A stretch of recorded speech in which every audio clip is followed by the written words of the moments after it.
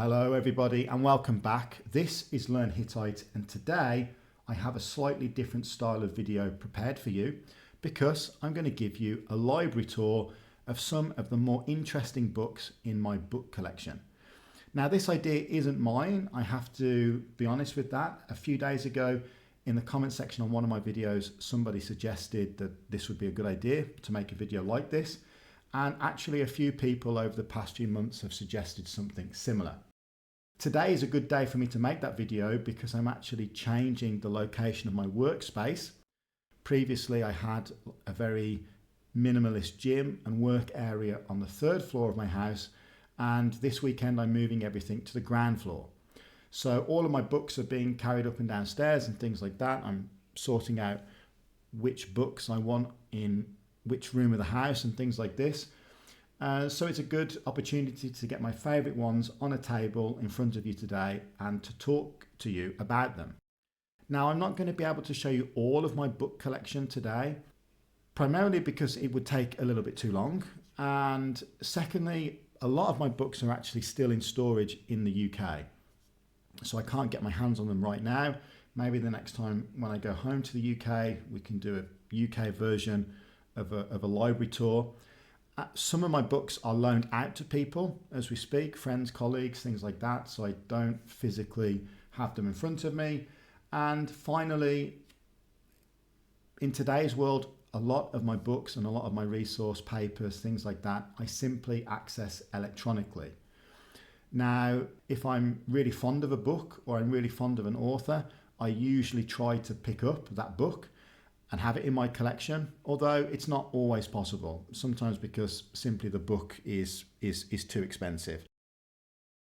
But today we will stick with a selection of my books that I think are interesting. Some of the books will have some stories connected to them, and some of the books are just meaningful to me in a variety of different ways. Now, some of these books that you see laid out in the background here, you may well have seen before in the background some of my videos, because I do try to put the books that I have a particular fondness for as kind of like set dressing in my videos. But in my personal library at home, a good proportion of the books that I have are something like this book here. It's an English to German dictionary. And I only have it, I would never use it, and it's in particularly poor condition. One of the pages is loose. The reason I have it is because I really admire how it looks and the aesthetic of such things. I love the red ink on the side of the book, the little embossed logo on the front, the choice of font. Yeah, it's from 1929. And I just think there's something really beautiful about it. I hope you can see well there. Like I said, I would never use this to check the meaning for a German word. I just have it because I think, this dictionary has probably been through quite a lot, and it looks good. I like having it on my library. You can pick up things like this from antique book markets for relatively little money. And yeah, this one's not in great condition, but it is representative of many of the types of books I have in my personal library.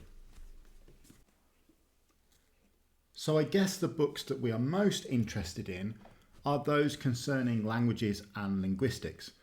And I would like to start by recommending to everybody this Routledge Language Family series. I have 3 of the books from this series. Here is the one concerning the Bantu languages. I also have the one concerning the Khoisan languages, edited by Rainer Vossen, and I also have the one on language isolates by Lyle Campbell. These books are a comprehensive resource concerning the language family that they cover. So for example, here, the Bantu languages. Firstly, let me just show you some of the other language families that they cover. So we've got the Romance languages, Slavonic languages, Germanic languages, the Uralic languages. I would like to get my hands on that book for obvious reasons. I'd also like to get my hands on the Austronesian languages. Indo-European Languages by Mate Kapovic. I've also consulted once or twice, I think, in some of the videos that I've produced. This book, for example, they're all laid out in a similar way. We have part one, which gives you an introduction to the phonology, the morphology, the classification of the Bantu languages, any language contact, inventory of the Bantu languages, which I think we can see here. It's presented to us in this table.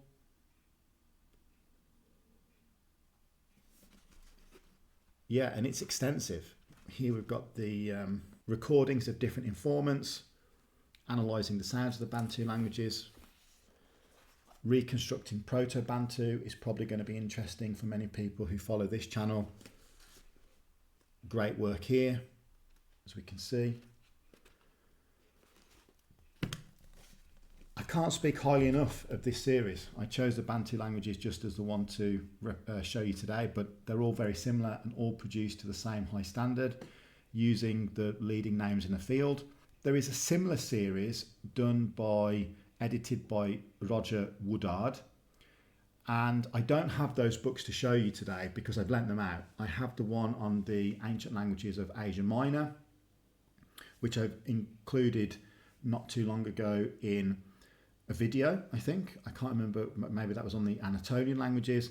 And I also picked up the one on the languages of the Asia and Americas, ancient languages of the Americas and Asia, something like that. It's also a very good book series. Those two books in particular I can recommend, and they're kind of in a similar fashion to this series. This is more extensive for sure, but I recommend the Woodard series also. So I know I said that I was only covering books that I actually had in my physical possession today, but I want to show you this electronic content because we can see how different content distributors do things differently, plus take the opportunity to look at two awesome books. So this first book is my electronic copy of Language Isolates from the Routledge Language Family series. Now, it has a much more simple overall structure than other books in the series because it isn't discussing language families, just isolates. So each chapter is like a standalone piece of content. But the book is indeed very engaging. Lots of new stuff to be learnt here.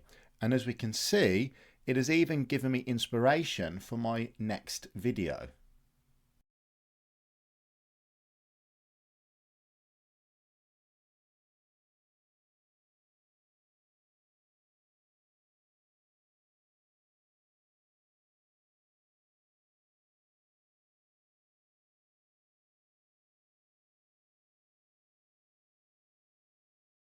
And as we can see here, we get a pretty extensive breakdown of each of the languages. Phonology, morphology, where it's attested, that sort of stuff.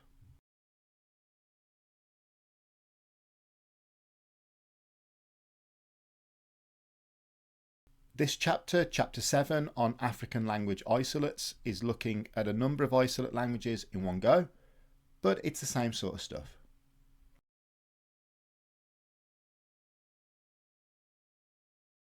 Some history behind the research of the languages, proposed language families,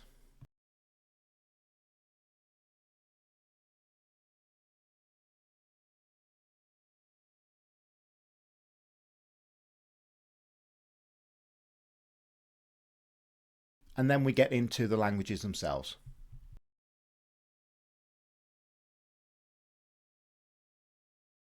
And again, it's the same sort of stuff, right? So it's a general overview of the language in question, but very good stuff.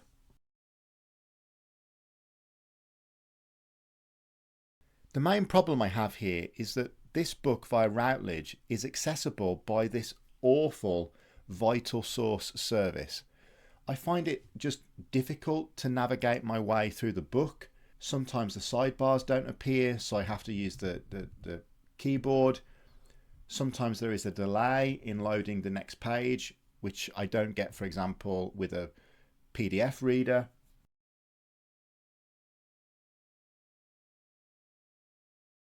It's not intuitive, and I think if you want to view the content offline, you need to download some app. You can only print 2 pages at a time, which is irritating because sometimes I want to print a series of pages, you know, take a walk in the park and read something without looking at an electronic screen. This overall system is quite a drawback. But if we compare it to the system by Cambridge, for example, and here we can see the electronic content I have for the ancient languages of Asia and the Americas, edited by Roger D. Woodard. This is the book series I was telling you about. You pay your money, you can download a PDF and do what you want with it. Here, for example, from this book, we have a chapter by Don Ringer where he talks about some of the challenges of reconstructing languages where we have no direct record.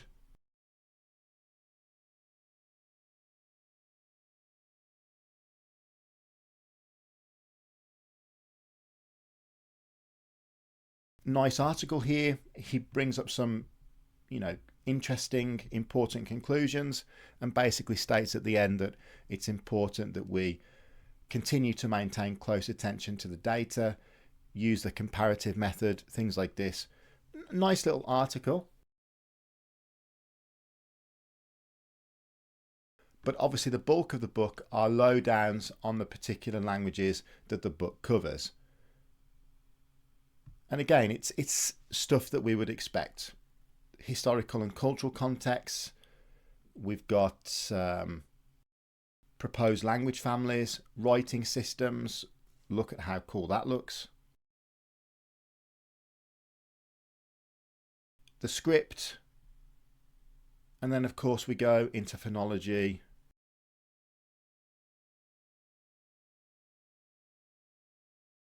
Grammar. Really with quite a level of detail. The lexicon. All good stuff. And much more easier to use like this than the system Routledge employs. So if we want to look at something concerning Indo-European linguistics, then I have to recommend this book here, Comparative Indo-European Linguistics, an Introduction, 2nd edition by Robert Byock. I believe is the pronunciation of his surname because he was a Dutch linguist. I apologise if I've got that wrong. But this was the first handbook that I ever got access to concerning Indo-European linguistics, and I read it from back to front, to be honest. I believe originally I had the 1st edition, which is like a darker front cover. This 2nd edition that I've got is pretty much untouched because, like many of my books, I now use them in electronic format because it's easier to just search for a word term instead of having, to kind of flick through the pages to find the actual content that you need to reference. But this does take a very prideful place on my bookshelf. One, because it's a book that got me into Indo-European linguistics and Indo-European study in general, but also because it's just a fantastic book written by a fantastic linguist. I recommend people check out Byock's other work on, for example, pre-Greek, where he tries to see what we can understand concerning the languages spoken in Greece before the arrival of Greek-speaking Indo-Europeans. And there are other handbooks, obviously, which are equally as good in my opinion. I also have the one by Fortson. There's a Cambridge one, there's an Oxford one. They're all good. They all have their little fingerprint from the author in question because, for example, Byock is a supporter of glottic theory. So if we look at his reconstruction of Indo-European phonology, he has the traditional reconstruction and he also has a modified version based on his flavour of glottic theory. Whereas Fortson, for example, doesn't do that. In fact, I think in Fortson's handbook, he makes a statement that many linguists have turned their back on glottic theory, which is not correct at all, in my opinion, although it depends what linguist you ask. yeah, and it goes into such detail. Let's start by taking a look at the contents. So we have our introduction here, a brief overview of the Indo-European family of languages. Like if you want a quick introduction to Takarian, for example, you can just go read that page. It's very good. Then we go into the culture of the Indo-Europeans, then into things concerning phonology, vocabulary, morphology. Here we've got the phonology. That's where you can find the two examples of the Indo-European phonology that Byock presents. Morphology, pronouns, numerals, everything. And then when we finish the book, we get a nice little section concerning, for example, a few maps for us to enjoy. I love a good map. Burial pictures. Old Persian cuneiform. This is my favourite one though. This Phrygian, old Phrygian facade. I've used that in my video on Phrygian, although not this exact picture. I drew it out myself. We've got, oh yeah, that Thracian ring that people are still trying to translate, and many people in the comment section have their own interpretations of it. Some good, some bad, most weird. And I can't speak highly enough. It's a great book. Let's see what I've got.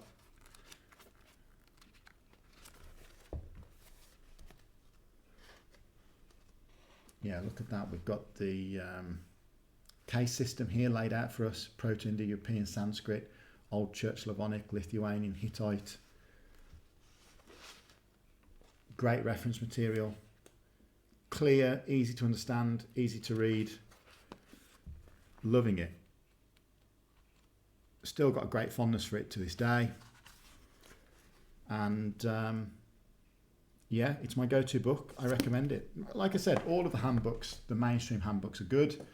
And I've referenced many in my videos, but this is the one that I enjoy the most, and I recommend to people to pick up their own copy. And it's quite reasonably priced as well. I can't remember how much this exactly was, but I know I didn't worry too much about the cost.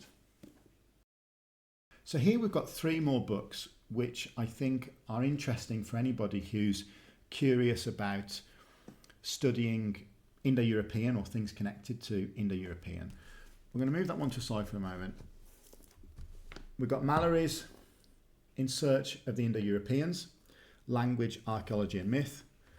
It's a great book. I took it on holiday once and read it. I actually read this book after I read this book, The Horse, the Wheel and Language, Bronze Age Riders from the Eurasian Steppe Shaped the Modern World by David W. Anthony. I would imagine most people who are subscribed to my channel have at least heard of this book, if not read it, most likely have it. This book I speak very highly of. I read this too on holiday, actually the summer holiday before I read this one, and thoroughly enjoyed it. We're not going to focus on Mallory's book because I think these two cover the same sort of stuff, and if you only get access to one, I prefer this one. In terms of Mallory's work, we're going to look at this one instead, The Origins of the Irish. But coming back to The Horse, the Wheel and Language, it covers a little bit of Indo-European language. Clearly not as much as the introduction that I just showed you, but you know, we've got this famous Indo-European tree that everybody loves debating me with because Albanian's not on it, right? And we have the Italo-Celtic branch, which many people have a problem with. And I always tell people it's not my version of the tree. It's Ringer, Warno and Taylor's version from 2002. I've used that though often in my videos, and it goes through everything.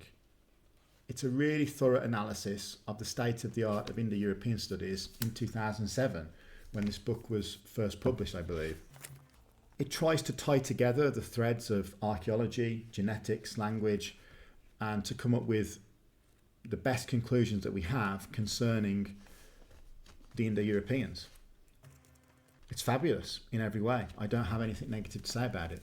It was obviously published in 2007, so we have a lot of new data. Anthony himself is involved in a paper that was released this year, which has been very interesting and I touch on briefly in my next video on the Caucasian substrate hypothesis. So if you don't have this book, if you're new to Indo-European studies, it's a must buy. If you're familiar with Indo-European, it's still a great book to pick up. I love it. And I generally enjoy the work of Mallory, which is why I'd like to recommend The Origins of the Irish. Now, I'm an Englishman. I'm sure I have Irish ancestry in me somewhere. However, I think this book will be interesting for anybody who is interested in Indo-European studies or ancient history and stuff like that. It's great because it goes from like the beginning, like the formation of the land of Ireland, goes to the, here we go, look, the age of the dinosaurs and stuff like that. It goes from the beginning up until like the late Iron Age. We have, again, a state of the art of everything that we know about the origins of the Irish, archaeology, genetics, language. It's all in here. It's basically a more condensed version focusing on just the Irish of, like, let's say, a book like this. Tries to tie together, as I said, archaeology, genetics, language. What I like is that at the end of each unit, it has like conclusions for us to, here we go. It has conclusions. So it recaps what we've just read, what we've just covered, which can be useful for people who are just getting into this subject for the first time, or like me, who are a little bit lazy, like to read ahead sometimes and just grab the conclusions, come back and read up for detail. It doesn't just talk about the Irish though, because obviously they didn't appear in isolation as a culture. So we have, there's bits about Britain, bits about cultures on the continent, and bits about Ogham, for example, language families, things like that. What do I have bookmarked here? And genetics, so genetic composition of modern Irish according to mitochondrial DNA, pre-farming breakdown, farming breakdown. We have this proposed migration path from the Iberian Peninsula, which I guess mainly took over water, but okay. Very interesting stuff. A great book. I really enjoy Mallory's work. Pick up the book if you can. It was that was a tenner, so can't complain. The next thing I would like to do is consider these three books. Now we're going to consider them as a whole because they're all very similar in what they do, and you've surely seen these as kind of like set dressing in some of my videos before. I often get asked what books are good books for somebody that's looking to learn an ancient language. And obviously it depends on what ancient language you're interested in. But these three are pretty good places to start. They are produced by Teach Yourself, which is a well-known company that produces, language books designed for home self-study. Like, for example, this one here on Farsi, Persian. They use conversations, they introduce vocabulary and grammar points progressively. There's usually a bit of recap every few units and so on and so forth. Audio for you to listen to, things like that. And these books basically build on the experience that the Teach Yourself company have in producing their modern language Teach Yourself books and try to apply that to ancient languages. Here we've got the Greek, Old English and Babylonian. I think that is the extent of their series. I'm not sure if they have any other ancient languages at the moment that you can study. I have all three of them, and they are generally good at what they do. This one, for a variety of reasons, perhaps isn't as good as the others. Let's take a look though at the Old English one and the Babylonian one. So the great thing is that they use authentic texts. Not all of the stuff is, you know, authentic. Some of it has been created by the authors, but they do try to get you working with authentic texts as quickly as possible. This one has audio as well, very useful.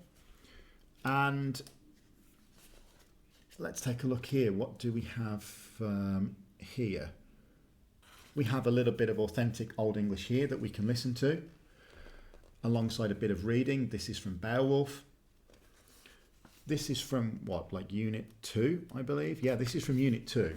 They get you interacting, they get you utilising authentic text really quickly, and it builds. It slowly introduces more vocabulary, more grammatical concepts, until you get much deeper into the book, and we have much more extensive, fuller texts in Old English to translate, analyse, interpret on our own. You have the answers in the back of the book, vocab lists, things like that, and all of these books look similar and work in a similar format. What do we have here? Babylonian. What did I highlight? Right at the beginning here we have the difference between Old Babylonian and Middle Babylonian, adjective forms, nouns and adjectives, Unit 7. You can see how it's broken down. Very slow but steady progression. It doesn't overload the learner, which is what I like about this series. Coming down here, what have we got? Ah, yeah, my favourite reading from the whole book, an anti-witchcraft incantation in the cuneiform, with a transliteration, with a normalisation, and finally a translation on the reverse side. Word lists, sign lists, the answers to the questions set in the book. Great stuff for somebody that wants to begin learning Babylonian. This one is similar. I don't like it as much. It's very, very heavy.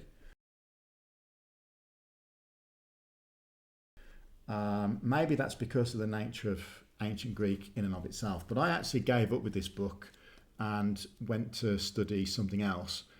But maybe that's just me. So yeah, they all use authentic original texts. Generally, you can't go wrong if you're taking your first steps in learning an ancient language with picking up one of these 3 books.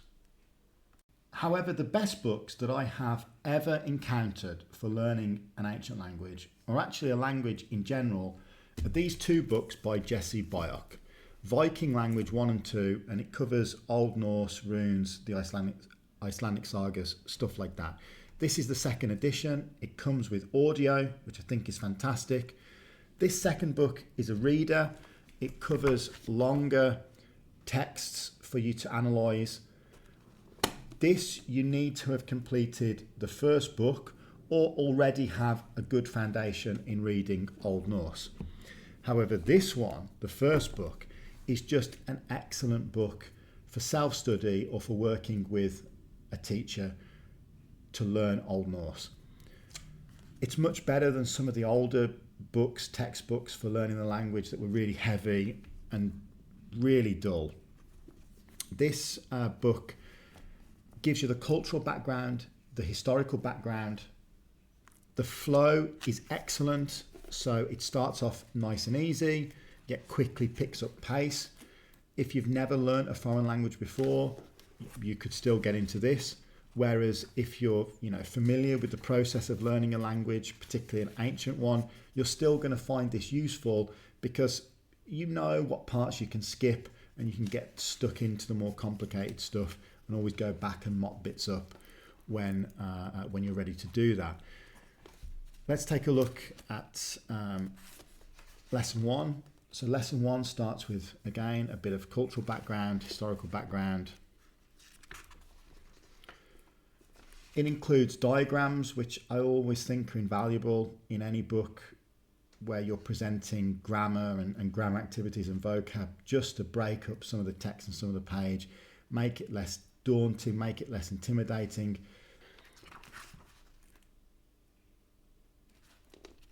Very simple stuff to begin with.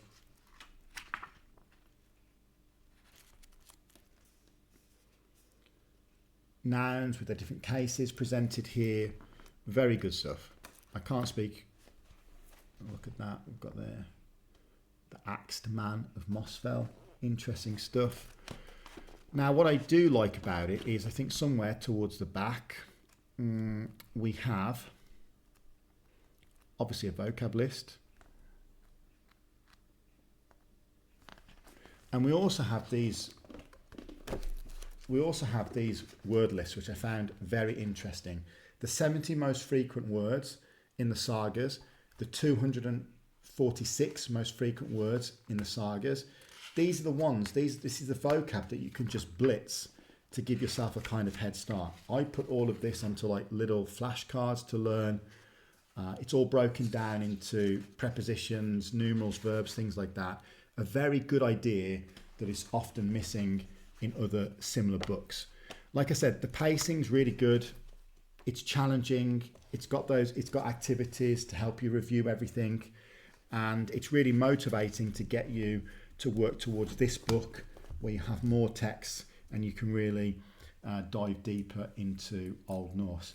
I wish every language textbook was similar to the work by Byock.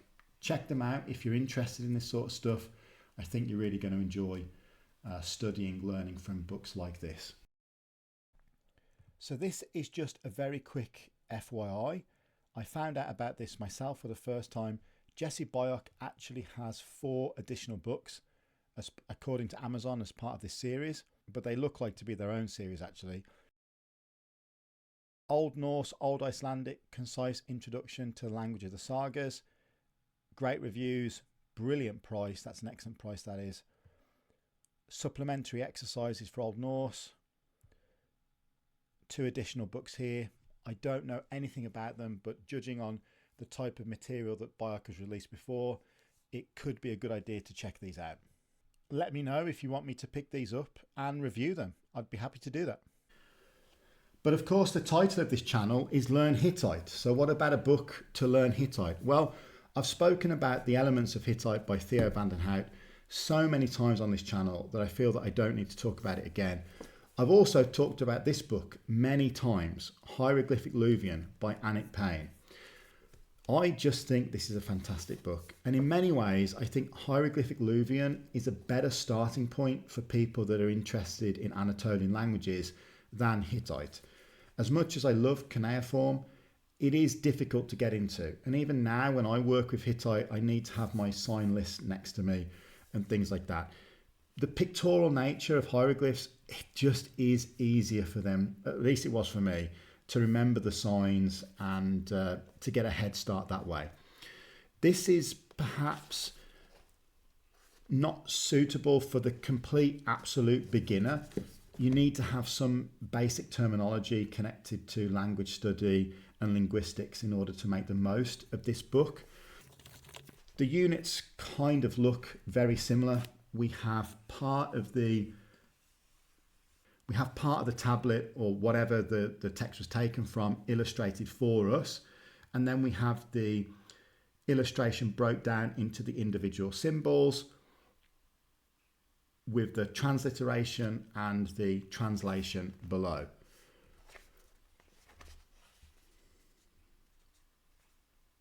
It's in this typical glossing format that you often see in linguistic material, alongside with some explanatory notes if they're needed. Right at the beginning, it goes over, it gives you the basics of Luvian phonology, morphology, things like that. It doesn't go into too much detail, which is good and bad. I mean, it's good if you already know this sort of stuff, so you can just grab what you need and move on. But it might be a bit bad if you don't know what some of this terminology is. Case, agreement, syntax, stuff like this. And then, yeah, as I said, it goes into something like that where we've got a picture of the inscription and then it's broken down for us. Just one more thing. I think it is important to point out that the texts inside the book have been selected to cover a range of the most common grammar and vocabulary items you're likely to encounter in Luvian, and that all the important information fits on a double page spread. So you don't need to keep turning the page backwards and forwards to reference different pieces of information. I think this is actually a very clever design feature of the book. Fantastic stuff. Big fan of this book. Great for getting you into Anatolian studies in general. Pick it up. I don't think it's particularly expensive. Recommend it. So here we've got another two books that we've seen recently in my videos, but I like them very much, so I want to talk about them. Blevins' Advances in Proto-Basque Reconstruction with Evidence for Proto-Indo-European-European Hypothesis. What a title, also published by Routledge. This one's by Routledge too. The Northwest Caucasian Languages by John Colarusso, a phonological survey.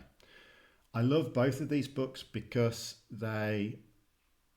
you can feel the passion and the dedication and the competency of the linguist who wrote them. You know, this is actually my second copy of this book and it's already starting to look a bit beaten up. I have it in digital format also. I've spoke about this in my video on the hypothesis, but she starts off with a reconstruction of Proto-Basque. It's worth getting this book just for that reconstruction. But I would like to take a moment to recommend the work of Larry Trask. I only have his work in digital format, I believe, unless I've got something in physical format back in the UK. Larry Trask and Juliet Blevins disagree slightly on how they reconstruct Proto-Basque, so it's useful to read both of them. But Blevins does a competent job. Some key differences with her reconstruction and the traditional reconstruction of Proto-Basque, but nonetheless, it's a good introduction and it's worth buying just for this. The second part, we go into the comparison between Proto-Basque and Proto-Indo-European. There is also an additional paper, two actually. One you need to pay for, $30 I think, but it's worth laying out that money. This book in itself is quite reasonably priced, again, as I mentioned in the video. Yeah, historical phonology, Proto-Basque Common Anatolian, what have we got here? Some reconstructions. I think I was interested in the reconstruction for brown, shiny brown, brown, green, things like that, which I think some linguists took issue with her reconstruction there. Many people speak highly of this book. Many people speak highly of it and say ultimately there's probably not, a lot to it, in the sense that I'm sure Basque somehow distantly is related to Indo-European. I don't think it's closely related, and I don't think this book actually shows evidence of that relationship. That being said, it's a work of passion, and she cites her sources, so you can just go and check her work. There's no guesswork where she took a particular idea from, and she's a well-established author. Her other work on other language families is worth checking out too. I think the problem is basing your hypothesis on reconstructions which themselves are based on her unusual Proto-Basque phonological reconstruction. It's problematic. A lot of criticism has been made concerning like the semantic broadening of some of her reconstructions and things like this. So make of that what you will. I still recommend this book. I still really like it. It takes a proud place on my book collection now.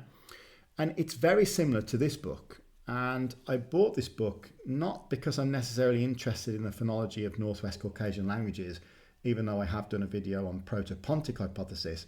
I bought this book because I really respect John Colarusso, the work that he's done, and I wanted to have one of his books in my collection. This is a reprint, I believe, but never mind. It's so thorough. It goes into such detail. Of course, the consonant inventory system of this language family is notoriously interesting, shall we say. We have the sonographs and things like that we can analyze. Quality isn't great. If you've got a question about the phonology of Northwest Caucasian languages, or some of the questions about, glottalic theory connected to Indo-European, this book is going to be useful for you. Colarusso's Proto-Pontic hypothesis is only an article or a series of articles, which I have access to. But I wanted one of his books, and that's why I got this one. Proto-Pontic, there are definitely many strengths to the protopontic hypothesis. But I think that the understanding that's presented by linguists like Bomhard and Kortland, that it's rather a substrate influence or language convergence area influence on Indo-European is probably the correct interpretation, rather than them being part of the same language family. But I think Colarusso doesn't get the attention that he deserves, because I think without Proto-Pontic, we don't really have the Caucasian substrate hypothesis, which more and more linguists are beginning to see validity to. There's articles being published by various researchers, various scholars on that hypothesis, and it's important that we remember Colarusso. Often people talk about, for example, Uhlenbeck as being the first person who stated that there could be a connection between Northwest Caucasian and the Indo-European languages, but it was Colarusso that went out there and put the work together, a comprehensive body of work, and a lot of that was based on his earlier work on the phonology of the Northwest Caucasian languages. So, you know, I believe in supporting the writers, the researchers that we're fond of, hence having both of these books proudly in my collection. Now, you might be thinking, what about this book? What is it? Well, back in the day, my background was rather connected to applied linguistics, and I used to work in Turkmenistan as an English teacher, a lecturer, and I also worked on some course design and textbook design for English materials that were going to be used in the government administration for the government of Turkmenistan, the Central Election Committee, things like this. And yeah, it was interesting times, and I love my work out there. I love the country, the capital city, Ashgabat, the places, the people, everything was fantastic.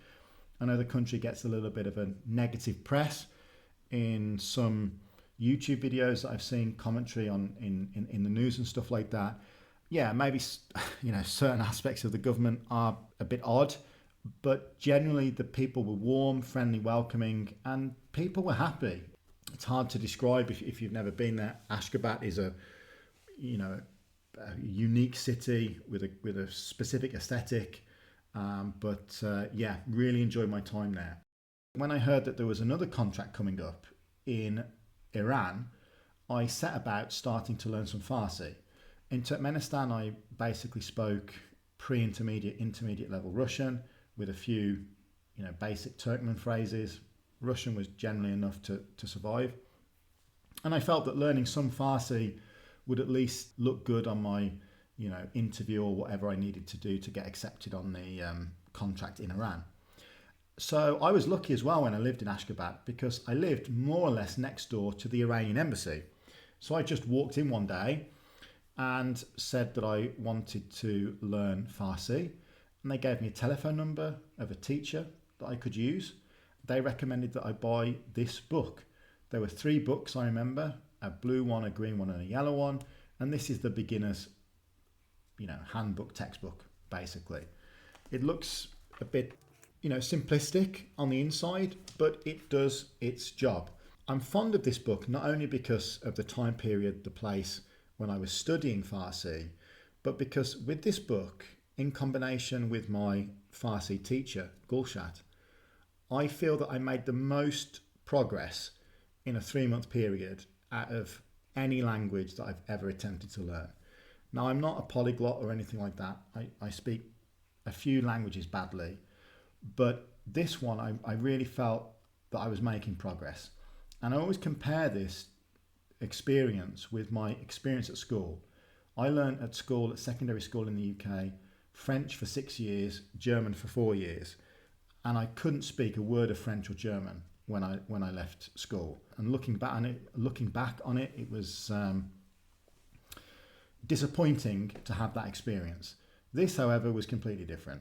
A great teacher with, you know, simple yet solid material. I had a few ebooks, audio courses that I followed as well, and in like a 3-4 month period, I got myself up to a high A2 level.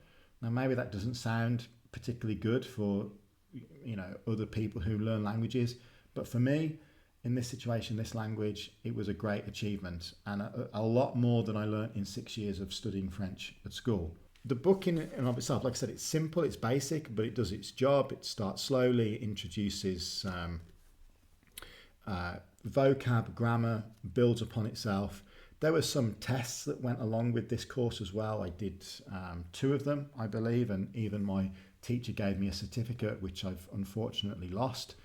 Love this time period, love this language. Nowadays, I don't have much opportunity to maintain my skills. I do have this book from the same company that I told you about before, Teach Yourself. Once a year, I pick it up. I try to review a few things. It doesn't do much, but it's better than nothing. And I also try from time to time to listen to the Pimsleur Farsi course. I think it's Pimsleur, just to have some contact with the language. But obviously, I don't live in that region now and don't have opportunity to speak, don't have a teacher local. So I keep this book because it just means a lot to me. And that was, I guess that was what, 12 years ago now. Now, many people might know that nowadays I live in Poland. So I also speak Polish quite badly. A few years ago, I did my certificate, this kind of like official state certificate that you need to do. And to be honest, the exam was relatively easy, and I scored really highly on it, which I was quite surprised. Because I have a collection of modern Polish textbooks, I like looking at older Polish textbooks as well. And this is the oldest one that I have. There are a few earlier textbooks, or books we can say, earlier than this for learning Polish.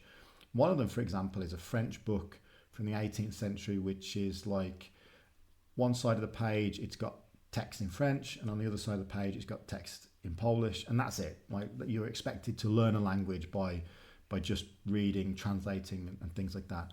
But what's interesting is I remember in that book, it's got things like, when you go to a hotel, how to ask about keeping your horse overnight and stuff like that, like stuff completely not connected with the modern world. And it made me think that many textbooks for learning languages are filled with kind of content which is relevant and applicable to that particular time period, obviously, that the textbook was produced. So for sure, nowadays, if you buy a modern Polish textbook, there'll be some unit in it connected to, the European Union or social media and things like that, because that's the stuff that people need to learn to speak about nowadays. This textbook is from 1946. We speak in Polish, and I love it. It's fascinating. It's probably the earliest textbook that I've seen that kind of looks and feels like a modern textbook. So again, it introduces grammar progressively. It starts from simple, progresses to more complicated stuff, the same as vocabulary, and it does it via texts or conversations. Don't skimp on having some pictures. I'm really big on pictures in language books. The content is really interesting. They have a nice thing in here as well, where they have this nice bit where they have the musical notation for a song. So I guess the teacher could play out the tune and students could learn and recite the song together. The content is very much applicable to 1946 Poland, right? So here, for example, we have this text about the Polish army. And here it says, for example, the Soviet, English and American armies defeated the Germans. The Polish army helped them in that fight, and today Poland is free. And I think, if I remember correctly, somebody told me that, I don't know where I had that conversation either, somebody knowledgeable told me that this book was produced with the intention of being used to teach the German minority that would be left in Poland after the war. Now, it ended up that many of these German speakers were actually moved to Germany and didn't end up staying in Poland. So not much use was found for this book. I think it's fascinating. You've got things like dialogues that you can use in the post office, in the library, typical everyday encounters that you would expect in 1946. I did try and buy one that was in better condition. There was an auction for one being sold in Gdansk, but I didn't win it. or I think the person selling it decided not to sell it.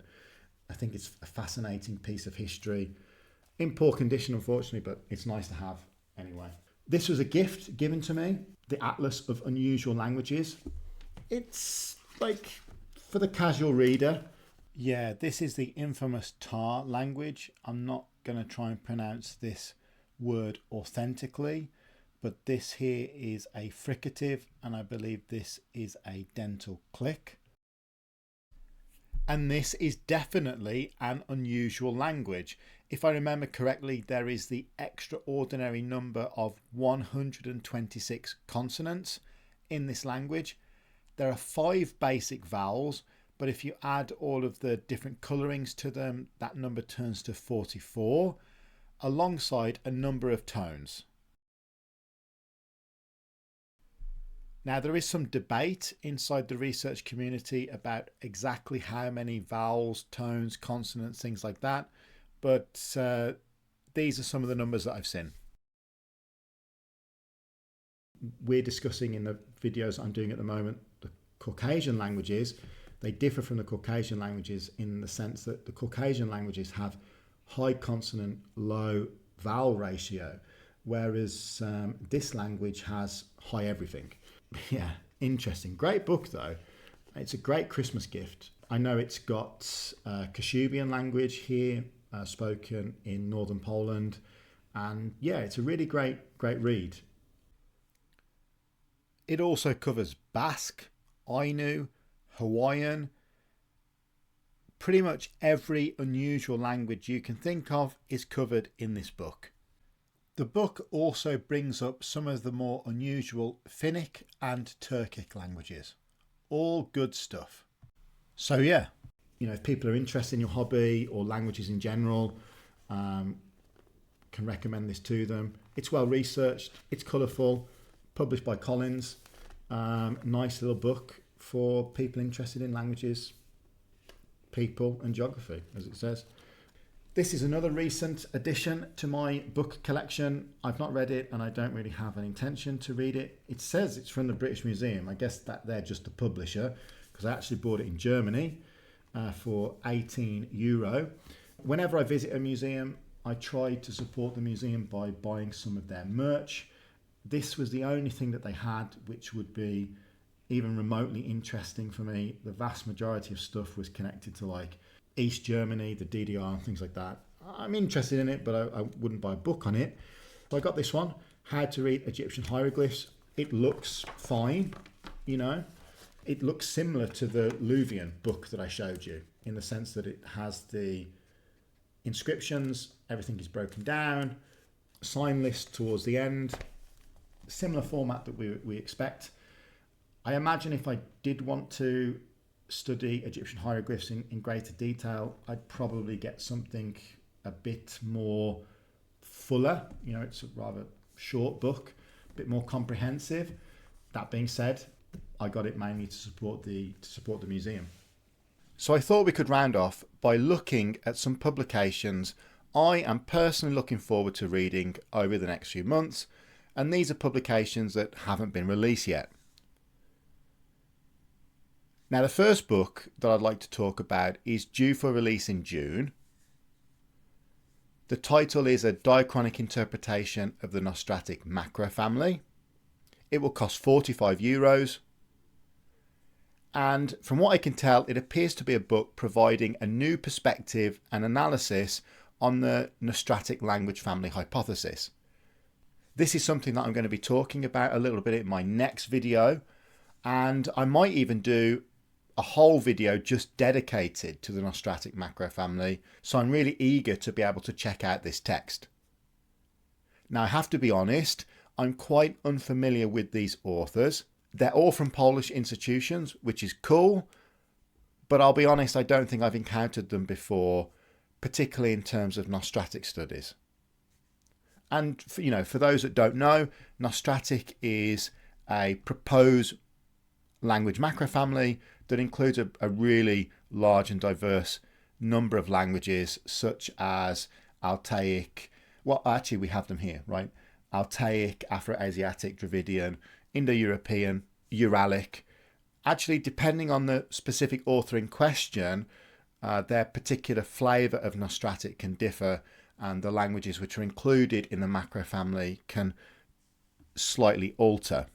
Now, the second book, I've got to be honest, I am really looking forward to be able to read. Check this out. It's by Kroonen from the Leiden University, and he's going to be releasing a book titled Sub-Indo-European-Europe. And the reason that I'm so excited about it is, as far as I can tell, it's going to be a work looking at language contact between pre-Indo-European languages of Europe and the Indo-European branches as they dispersed around the continent, and how obviously they influenced each other. Very eager to read this one and see what evidence the author presents for any language contact. It's due for release in October, and it's priced at €110. And so, yeah, that brings me to the end of my little book tour. Like I said, it's not every book that I have, but I tried to choose some books which are representative of my collection, like this one on the Bantu languages, or the handbook, for example. These being important generally if you're interested in Indo-European studies. Maybe you've noticed a book on my book collection whenever I've filmed in front of them, or things like that you would like me to go into. Somebody asked for a review of the book on ergativity.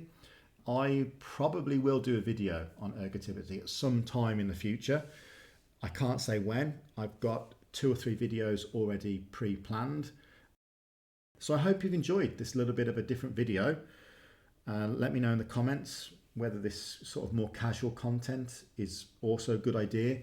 If you hate this type of content, just pretend this video never happened. Any questions about these books that I've shown you today, drop me a comment and I'll try and answer them.